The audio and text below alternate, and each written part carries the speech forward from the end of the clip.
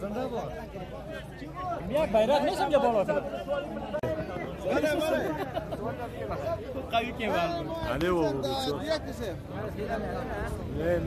بیرق افغانستان بلند شد. زنده باد. قربان رنگ و روی چشم بیرق افغانستان. کی؟ عظیم الله. عظیم الله. بسم الله الرحمن الرحیم. با برکت خدا و با برکت مجاهدین قهرمان ولسوالی سه ولسوالی اندرام آزاد شدن. مالیات سوری ولسوالی فنجان رفته رفتیم ان شاء الله الرحمن دیگه ولایت بغلان آینمی قهرمانا میگیرن. بخیر باشن سلامت.